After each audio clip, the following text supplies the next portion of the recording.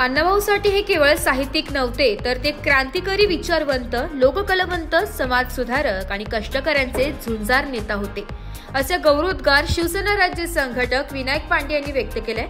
शिवसेना उद्धव बाळासाहेब ठाकरे पक्षाच्या वतीने ND Patel road Nashik येथे लोकशाहीर अण्णाभाऊ साठे यांच्या स्मृती दिनानिमित्त अभिवादन सोहळ्याचे आयोजन करण्यात आले होते। या प्रसंगी ते बोलत होते।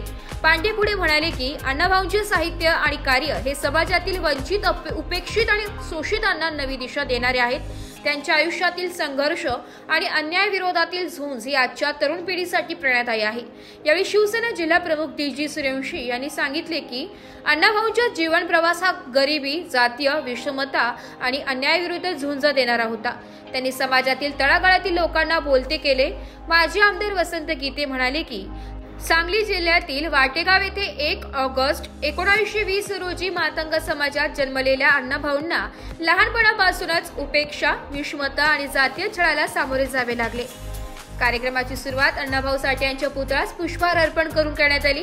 या कार्यक्रमाला उपस्थित मान्यवर व शिवसैनिकांमध्ये महानगर प्रमुख प्रथमेश गीते, कोअर कमिटी सदस्य केशव पोरजे, उपजिल्हा प्रमुख भैया मणियार, दिलीप मोरे, विधानसभा प्रमुख बाळासाहेब कोकणे, सुभाष गायधणी, संघटक देवा जाधव, शैलेश सूर्यवंशी, महिला आघाडी जिल्हा संघटक स्वाती पाटील, समन्वयक कीर्ती निरगुडे, पदाधिकारी प्रवीण चव्हाण, दादाजी आहेरे, सुभाष शेजवळ, ऋषी वर्मा, नंदू बराडे, संदेश फुले, सुनील जाधव, गोरख वाघ, पंकज जाधव, वीरेंद्र टिळे, संजय थोरवे, देवा वाघमारे, प्रमोद नाथेकर, संपत जाधव, परशुराम कणकेकर, निलेश मोरे, अमित कंटक, धनंजय गवळी, अमोल आल्हाट, संजय गोसावी, राकेश साळुंखे आदींचा समावेश होता।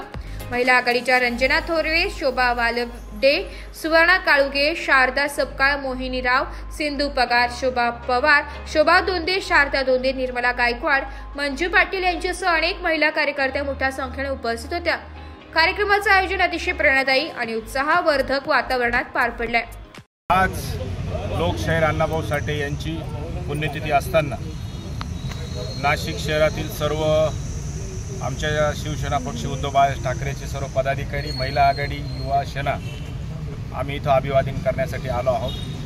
पण खेद या गोष्टीचा वाटतो की 24 सप्टेंबर 2024ला हे काम मंजूर झालेलं आहे आणि आता आज पुण्यतिथी 1 तारखेला 1 ऑगस्टला जयंती आहे आणि या शहरातील सर्व अण्णाभाऊ साठेंना मानणारे सर्व वर्ग असतील इथं येत असतात, मिरवणुकीने येत असतात, अभिवादन करत असतात आणि ह्या प्रशासनाने असं काय त्यांना वाटलं की त्याच्या आधी जो इथं पुतळा होता तो काढून टाकला आणि म्हणून सत्तेच्या मस्तीत ही सर्व मंडळी आहे, फक्त या थोर पुरुषांच्या नावाने मतं मागतात, फोडीतोडीचं राजकारण करतात।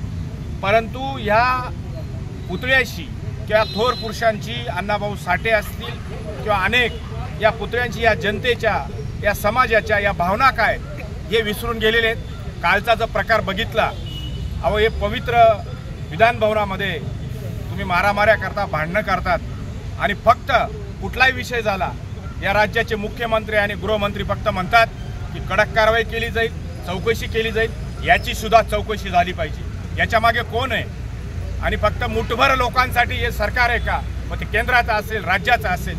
म्हणून आम्ही या पूर्ण शहराच्या वतीनं अण्णाभाऊ साठे या सर्व समाजाच्या वतीनं निषेध करतो आणि याची सुद्धा प्रशासनाच्या मार्फत चौकशी झाली पाहिजे। नाही तर पुढच्या काळामध्ये आम्ही सर्व मंडळी, आमचे महानगर प्रमुख असतील, आमची कोर कमिटी असेल, आम्ही या प्रशासनाला, आयुक्तांना जाब विचारू। अमर रहे, अमर।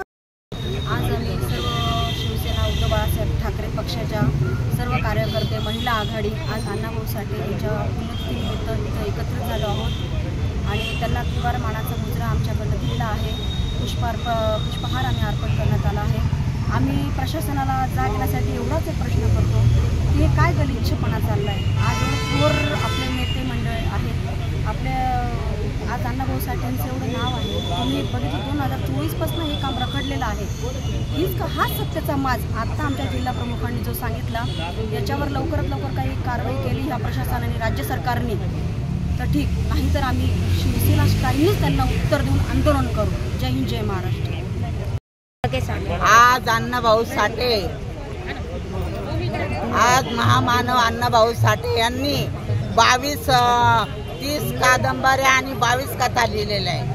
आणि आज त्यांचं सांगणं म्हणजे एवढ्या महामानवाचं साहित्यकार आणि संमेलन खूपच मोठं आहे.